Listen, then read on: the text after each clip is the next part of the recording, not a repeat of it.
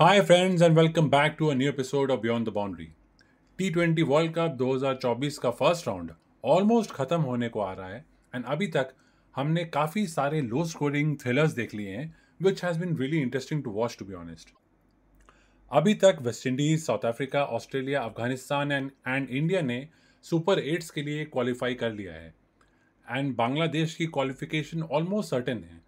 बाकी इंग्लैंड या स्कॉटलैंड में से कोई एक टीम सुपर एट में अपनी टिकट बुक करेगी एंड इसका पता हमें वीकेंड तक चल जाएगा।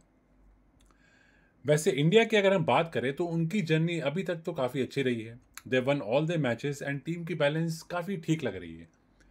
पर इसमें एक एस्पेक्ट ऐसा है जो कि अब चर्चा का विषय बन गया है, वो है विराट कोहली का फॉर्म। अब तक के 3 गेम्स में कोहली का स्कोर रहा है 1, 4 और 0। कोहली इस टूर्नामेंट में बतौर ओपनर खेल रहे हैं एंड रोहित शर्मा के साथ फर्स्ट स्ट्राइक लेते हैं। पर उनके 3 लगातार फेलियर्स ने हैव रेज्ड आईब्रोज एंड अब अलग अलग ओपिनियंस आने शुरू हो गए हैं उनके पोजीशन को लेके। मोस्ट फैंस का ये कहना है कि कोहली को वापस नंबर 3 पोजीशन में चले जाना चाहिए क्योंकि वो उनकी नॉर्मल जगह है एंड वहाँ वो कंफर्टेबल फील करते हैं।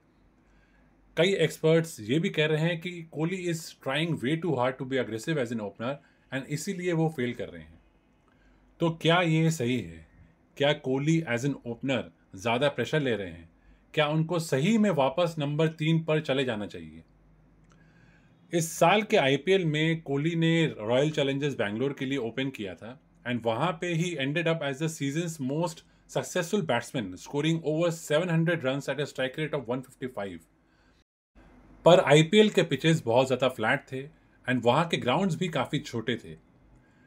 इंडिया ने अभी तक वर्ल्ड कप में अपने तीनों मैचेस न्यूयॉर्क में खेले जहाँ की pitch wasn't suitable for batting. उन पिचेस पर अनप्रेडिक्टेबल बाउंस थी एंड कंसिस्टेंट सी मूवमेंट भी। तो ऑलमोस्ट सभी बैट्समैन ने, सारे टीम्स के बैट्समैन ने वहाँ पर स्ट्रगल किया। कोहली का हमने इस टूर्नामेंट में देखा कि वो थोड़ा एक्स्ट्रा अग्रेसिव होने की कोशिश में रहे हैं, पर इन पिचेस पर ये मेथड काम नहीं आया and he is therefore fallen for low scores. Actually Kohli की स्ट्राइक रेट को लेकर आईपीएल में भी, इस बार के आईपीएल में भी काफ़ी हो हल्ला, काफ़ी चर्चा हुआ था कि he plays too slowly. And हमने देखा कि सेकेंड हाफ में कोहली ने अपने पूरे गेम को चेंज किया and he displayed an a very aggressive brand of batting. पर ये अप्रोच इस वर्ल्ड कप में खासकर इन पिचेस पर नहीं चलेगी। बट इसका मतलब ये नहीं है कि कोहली को कुछ फेलियर्स के कारण ही नंबर 3 में वापस चले जाना चाहिए। देखिए, एक बात समझिए, as a number 3 batsman Kohli को एनीवेज हमेशा रेडी रहना पड़ता है to come to the crease in the first over itself, क्योंकि जो ओपनर है वो पहले गेंद पर ही आउट हो सकता है या पहले ओवर में ही आउट हो सकता है। तो जो नंबर 3 बैट्समैन है उनको हमेशा इस मेंटली तो प्रिपेयर रहना ही पड़ता है कि उनको फर्स्ट ओवर में ही आके बैटिंग करनी पड़ेगी। तो उनका एक पोजीशन ऊपर आना is not such a huge change. And रही उनके लो स्कोर्स की बात, तो वो भी कोई चिंता का विषय नहीं है मेरे हिसाब से। मैं आपको ये रिमाइंड करा दूं यहाँ पर कि T20 वर्ल्ड कप्स में कोहली के ऑलरेडी 1146 रन्स हैं in 30 matches at an average of 67 and a strike rate of 130। He is a champion batsman and बड़े स्टेजेस में वो एक्सेल करते हैं। प्लस रिसेंट टाइम्स में उनकी बैटिंग अक्रॉस फॉर्मेट्स बहुत ही शानदार रही है। ये हमने लास्ट ईयर के ओडीआई वर्ल्ड कप में भी देखा जहाँ पे Kohli ended as the tournament's highest run गेटर।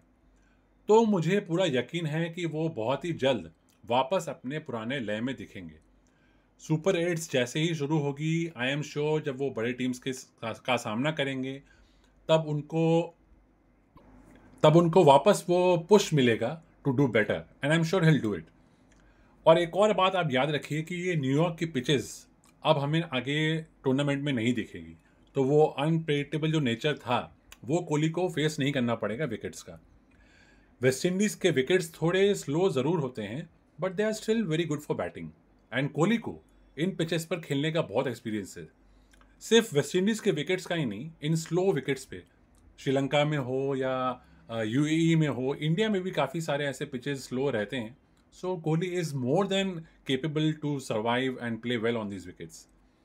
अब रह जाती है सिर्फ उनके पोजीशन को लेकर बात। इसका जवाब तो कोहली खुद ही दे सकते हैं। अगर उनको एज एन ओपनर खेलना कंफर्टेबल नहीं लग रहा तो मैनेजमेंट उन्हें नंबर 3 पर वापस भेज के यशस्वी जायसवाल को ओपनिंग में ला सकती है। पर अगर Kohli believes that he can deliver his best in this World Cup as an opener, then we should give him that chance. मुझे ऐसा लगता है कि कोहली को सही में ऐसा विश्वास है कि as an opener he can do his best, he can deliver his best for the team. तभी उन्होंने जानबूझकर इस आईपीएल में अपने आप को फोर्स करके ओपनिंग करवाया, और and he delivered in the tournament as well. So उनके मन में कहीं ना कहीं ये विश्वास ज़रूर है कि वो इस एज एन ओपनर एक्सेल कर सकते हैं। तो मैं बस यही चाहूँगा कि कोहली बस अननेसेसरी ज़्यादा रिस्क न लें। ओपन वो ज़रूर करें, पर ज़बरदस्ती का ओवर अग्रेसिव होने की ज़रूरत नहीं है, क्योंकि यहाँ के पिचेस, यहाँ के कंडीशंस उस बैटिंग के लिए सूटेबल नहीं है। थोड़ा सा समय लेके खेलें। बाकी तो वो खुद एक शानदार ग्रेट बैट्समैन है। आई एम श्योर वो ऑलरेडी वर्कआउट कर रहे होंगे कि कहाँ उनकी गलती हुई है इन 3 मैचेस में। सो चाहे वो नंबर 3 पर खेले या as an opener, Kohli will soon be back delivering strong performances for India. इस बात का मुझे पूरा यकीन है। सुपर 8 अब शुरू ही होने वाले हैं नेक्स्ट वीक से, and will know this soon enough. तो आपको क्या लगता है इस विषय पर? क्या आप चाहते हैं कि कोहली नंबर 3 पर आए, या आपके हिसाब से वो एज एन ओपनर ही ज़्यादा अच्छे हैं?